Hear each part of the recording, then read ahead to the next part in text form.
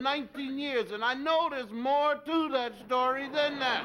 I mean, I'm not saying that he beat George or kicked him in the face. I'm just saying that his father, if he was a real father, had to say, well, what the hell was the tree bothering you, George?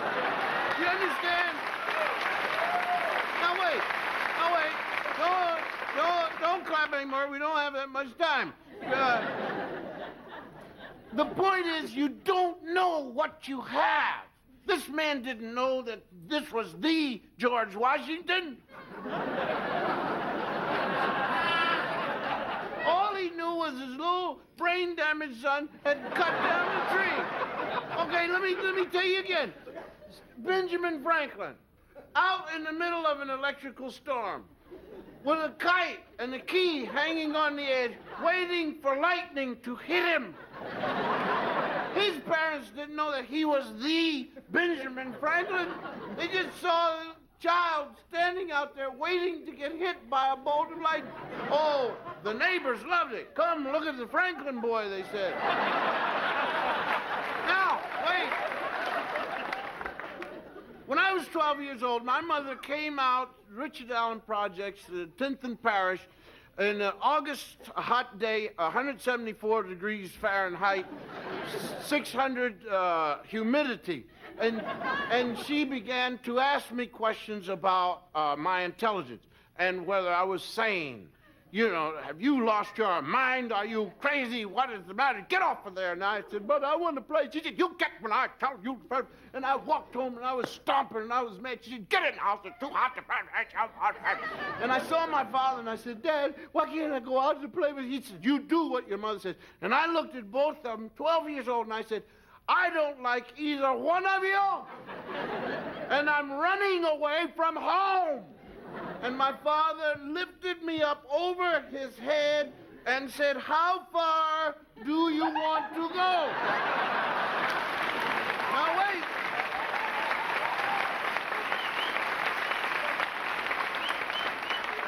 He didn't know that I was the Bill Cosby.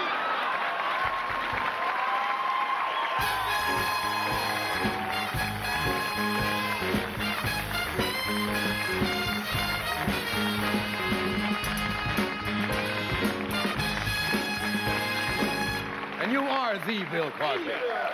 I didn't know that either the first time I met you, that you were going to be the Bill Cosby. And you were going to throw me away, That's too. right. Yes. We got to take a break, but we're going to return here. All right. So hang around. We just got a couple of minutes here. Yeah. Before we got Chuck Mangione and then Victoria Jackson will come on. I noticed when you walked on the stage, you were wearing the glasses. As soon as you got to the mark there, you took the glasses off. Well, I walk around here with my suit on, right, with the glasses on, because I can't see that well far away. It is also now that I'm at the age where I don't see that well close up. I am 46 years old. My eyes are somewhere between 72 and 66. So for me to know, see, I would know that that's Doc all the way over there. Right. But I know that it really was Doc with the glasses on.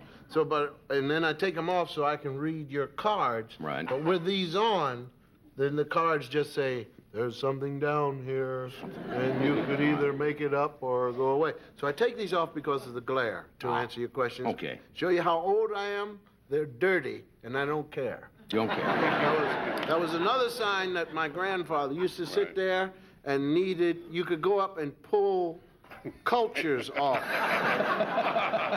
And one day I did him a great favor. I cleaned them and gave them back to him, and he didn't even say anything. I didn't? No, I said, they're clean now. He said, yeah. Your grandfather lived to a good old age? He lived till he was 98 years old. 98? Yeah, but they were taking pieces away from him. They cut his legs off, and so he had diabetes, so they cut his legs off, and my Aunt Clara went in and she said, oh, Daddy, he said, shut up. So he said, oh, Daddy, you lost your legs. He said, just be quiet. He says, you didn't say anything when they took all my teeth. You know, that was important to him. Your teeth go, then your legs, and they were just chipping away at him. So he said, I think I better leave. Does this bother you getting old? No, it doesn't bother me at all. I'm just happy to be here, whatever the punishment is. Yes. Yeah. But I'll tell you, the thing with the children is what what gets to me more than anything. Now, I've got two others behind the one that's in school Are now. they all girls? No, I have a son who has had his dream. So now he's in big trouble because he's like this with women, you know. Oh, yes. And it's pitiful to see somebody who wants something but doesn't know where it is or how to get it. You know. Or what to do with it if you get Absolutely. it. Absolutely. Sort of look like a bag man with no trash can. Just walking around. Well, we've been through that. We can relate to that. The funniest thing, though, John, is how they all keep telling you they know what they're doing. Yeah. And you know that if you let them go, it's going to be an explosion somewhere. And it's going to be stuff that you own. You understand? If they had bread and could pay for these mistakes, then fine, man. But, you know, leave me. I know what I'm doing. You know, and then the bills start coming in. You know, your child did this and... You gotta have the independence. You gotta let them go. I do? Sure. Well, I'm going to send them to you then. See, those are the people, too. People like you keep saying, oh, the boy's all right. You know? Yeah, well, he brought snakes into the house the other day to frighten his sister from out of the yard, right? Now, I don't know that there's snakes in there. And his sister's 7 years old. She's always yelling anyway, you know. So you have to go to her and you say, here, to get through the brain damage. You know? Here, stop it. And I look, and there's this green thing walking around like it lives here, you know. So I picked it up, and I just threw it, and it caught around my wife's neck. No, I didn't. No, I just made you that make up. all this stuff up, don't you? I just make it up because they were quiet. And this is the real Bill Cosby. Listen to me. All right, we're going to take a... My next guest, you all know, Chuck Mangione. Believe it or not, Chuck Mangione made his television debut at the age of 11 on a show called Uncle Eddie's Clubhouse in Rochester, New York. And he has become one of the most successful and popular jazz musicians in the country. He's on a coast-to-coast tour now. Tomorrow he performs this weekend, actually, with the USC Trojan Band, September the 20th. Yeah! September 20th through the 25th at Granny's in Dallas, and October 7th at Park West in Chicago. This is his new album titled Journey to a Rainbow. Would you welcome Chuck Mangione?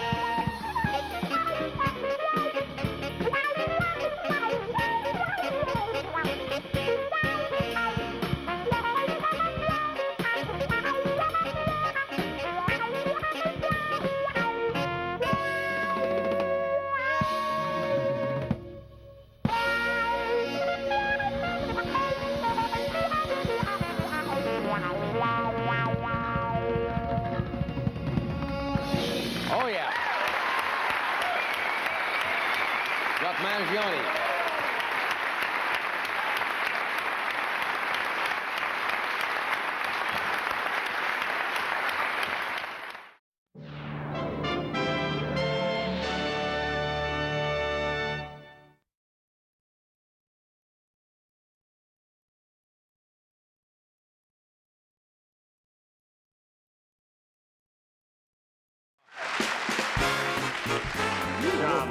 Does he not? Billions and billions of miles. for that.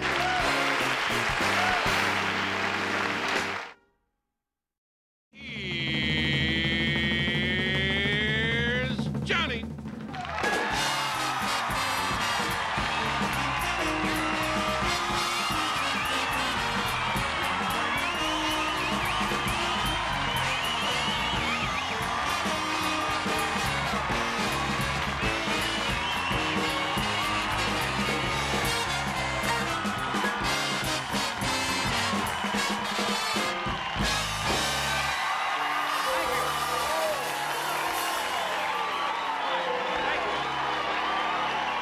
Thank you very much.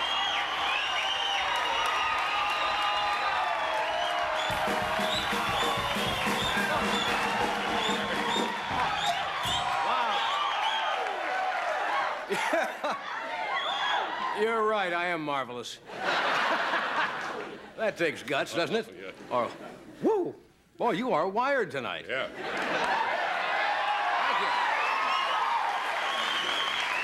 You make up for last night. We had a rough crowd last night. Halfway during the monologue, Jesse Jackson came out, tried to rescue me.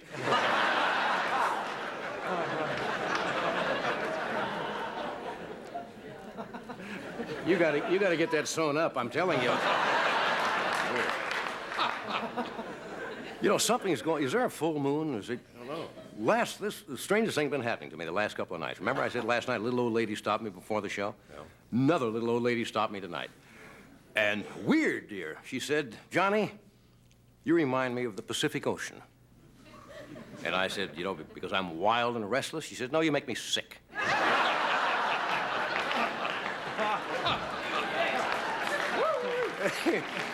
No, come on, no. Long show. Anyway, I thank you for coming. We have a good show tonight. I'm Johnny Carson, the L.A. Rams of marriage.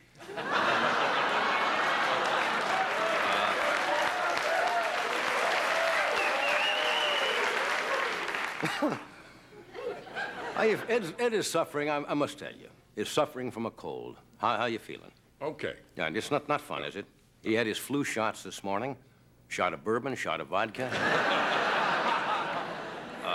I guess this is the time of year. The weather we've had with the last 4 days has been beautiful, but before that it was rainy, and I think that's what happened. So, not to take any chances, I went to the NBC doctor here. That was a mistake in itself. His name is Shakes Corona. And I wanted to get it examined, you know. And he's a weird doctor.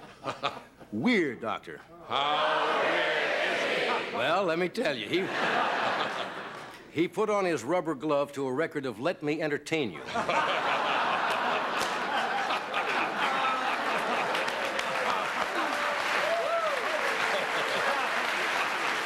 That's weird. That's weird. He said, you have any rashes I should know about? And I said, no. He said, good. What are you doing Saturday night? Anyway, I know you people back in the Midwest are freezing this winter, but we have it. No. We have it rough here in Southern California. Today it was 67, but with a wind chill factor, it was 62. That awful. It's warming up around the country. I think the big freeze is over, they said.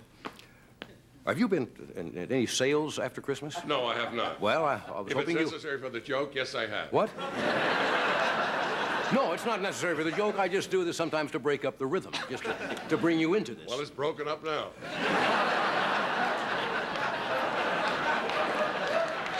Anyway, I'm one of those fellows who goes to the sales. And I was in Beverly Hills today on Rodeo Drive. And Gucci was having a 2-for-1 sale, having a sale on alligator shoes. 3 for the price of 2.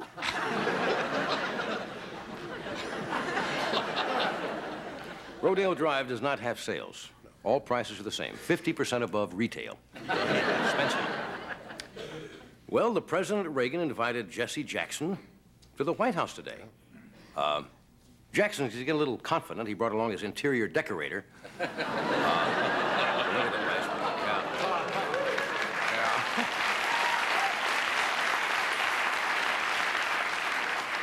Somebody told Vice President George Bush that Jesse Jackson was coming to the White House, and Bush says, "Oh, good, maybe he'll autograph my Thriller album."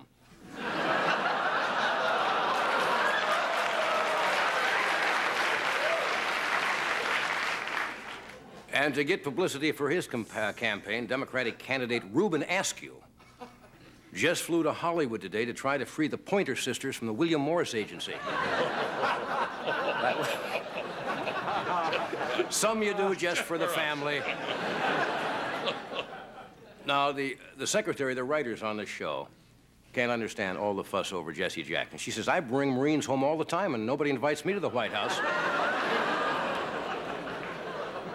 Actually, he's not a Marine. He's a Navy lieutenant, isn't he? Navy Lieutenant Robert Goodman. And he said when he was a captor in Syria, he received 60,000 pieces of mail. 59,000 were from Ed McMahon saying, "Congratulations, you may have already won $1 million.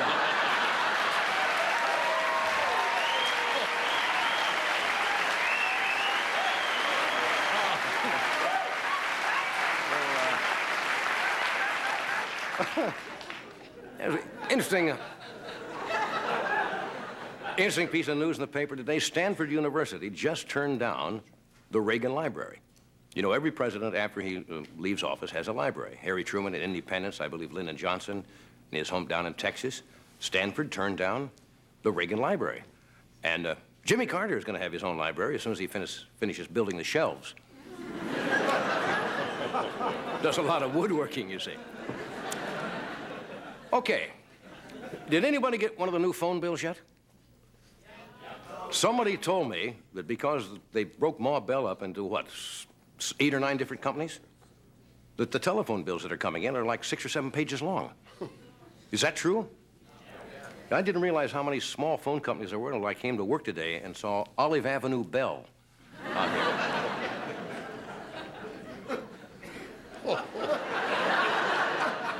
I peeked somewhere, didn't I, during this monologue? Trying to remember where it was. There are some new shows coming on the net. Already the networks, all 3 networks, are bringing on the shows in January to replace shows that did not make it in the fall. Have you seen some of them? NBC's got a new show called Vegemite.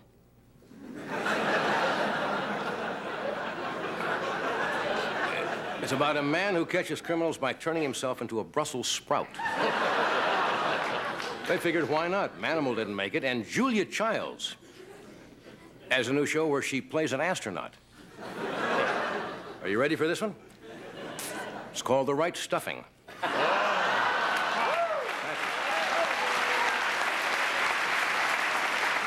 Okay, you're in a great mood tonight. We've got a good show for you. Dabney Coleman here is one of the fine actors. Funny man. Dabney is, he's done some remarkable work. 9 to 5 and on Golden Pond, and he's got a new show called Buffalo Bill. We also have a new young comedian, and this is his first time on The Tonight Show. Paul Rodriguez is with us. So stay where you are, and we'll be right back.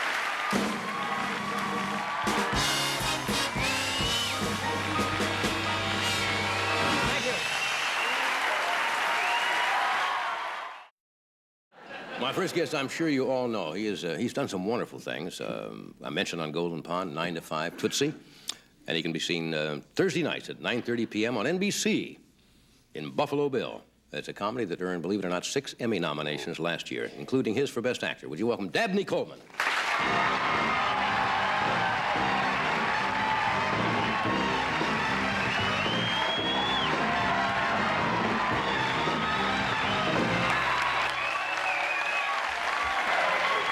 These people with you tomorrow. Oh, how about that? Yeah, appreciate that. Hope You know, all of them are watching the show. Because, Yeah, it's a good show. It is a good show. Have you ever seen it? Yes, I have. Yeah, you are a talk show thanks. host yet. Yeah. What is that talk show host a combination Typical of? arrogant, self-serving, womanizing talk show host that I think they can identify pretty readily with. Yeah. No, it's gotten some wonderful reviews, and it takes a while for things to settle in. Yeah, it's Yeah. going real good though. We went off last summer. I think we were 17th Yeah. after 10 weeks, and then we went off because I had to do a movie. Right. So a lot of people thought maybe they had forgotten about us, but in fact, No. just a natural delay, and Is this your we're first? back. Do you first- believe any of that, you folks No. out there? No. Is this your first regular series? I did a turkey entitled Apple Pie about 7 years ago, and then of course Mary Hartman. Oh, that's 8 or right, of 9, course. Yeah. That was a funny Yeah. show. Good satirical show. Yeah. Didn't I? We've only met. I Are think. they turning once. on me and I don't know it? No. I didn't- They're turning on the material from the last spot. They're still booing the material from the last spot. We don't know each other well. We've met a couple of times. Once you were at the, we were doing a tennis thing at the Playboy Mansion for Right. the Diabetes Association. You are one hell of a tennis player. Well, You have played. You you've were been played impressive. No, you played for a long time, haven't you? Well, I didn't say I wasn't a lot better than you. I just said that you were. No, you are a lot better than I. That's for sure. I can tell. No, I played a little in college, a little school called Virginia Military Institute, the West Point of the South. And then I VMI. played in the Army, and You I actually got better out here when I moved out here. You were ranked, were you not, as they say, nationally for a while? Yeah. In doubles? Ranked, not ranked. Not ranked. Ranked. Yeah. I'm ranked. You're ranked. They have a thing they call junior veterans, which is for 35-year-old guys and over. And I was ranked 6th in the nation in doubles. Oh, that's the only good. time I was ever ranked in tennis, but it was kind of thrilled. That's top flight stuff. Yeah. You mentioned VMI. That was about 2 years ago. Yeah. lies. Yeah. You mentioned VMI. You went to military school. Yeah. Now, a lot of parents I know, sometimes put their kids in military school because they are not incorrigible, but they have trouble with them. So they figure, well, we're going to get that kid in military school and get him straightened out. Is that the way it happened, or? Not with me, no. I think the opposite is what happened to me. I was pretty straight when I went to VMI, as did most of my family. My father, 2 uncles, and a cousin, and really had the military in mind for a career. Oh, really? And then after a couple of years, went to University of Texas and just, I don't know, it all turned to rot. And this is what you have today. Were you not good in military school? No, I was very good at VMI. Then I transferred to Texas University and became disenchanted with the ROTC there, as they did with me, and proceeded to kick me out. And Why is that? Why'd they Well, kick you? I don't know. I think once you experience the best and the most military, one of the most military schools in the world, Right. VMI, and then you go to a little Seemed a co-ed little school. sophomoric, It's did it? I don't know, it lost its romance for me, and they sensed that and said, please leave the program. And I did, and was drafted about a year later, and played tennis again in the Army. Yeah. Was your dad a military man? Is that why? All of them. He was a Marine, but they were all in the service at one time or another. My cousin was, at one point, the commandant of VMI. I didn't know Colonel Glover Johns, yeah.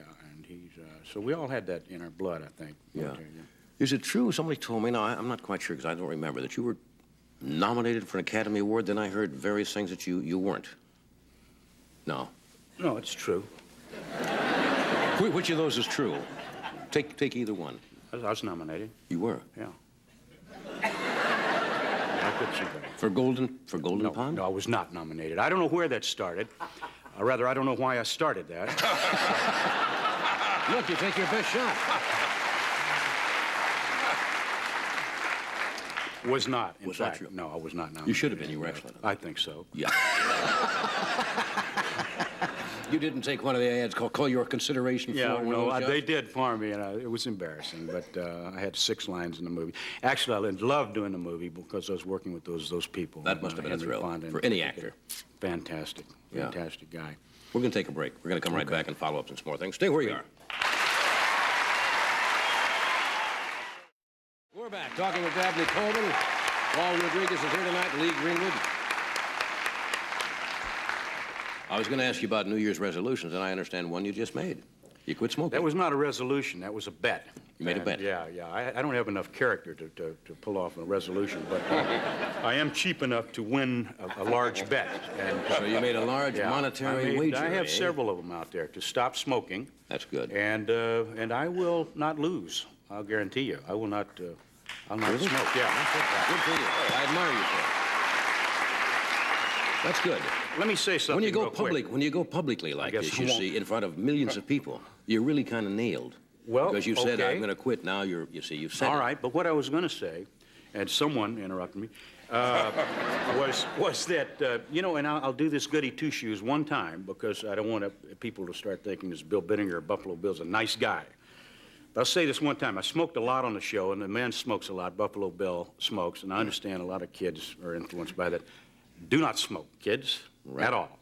And that's it. That's all I'm going to say. That's but good it's advice. bad, and I felt it, and it was, I felt it in 4 months. I could feel the difference, and it's a murderous thing, so don't smoke. Anyway, Okay, now then. you're right. No, you're right.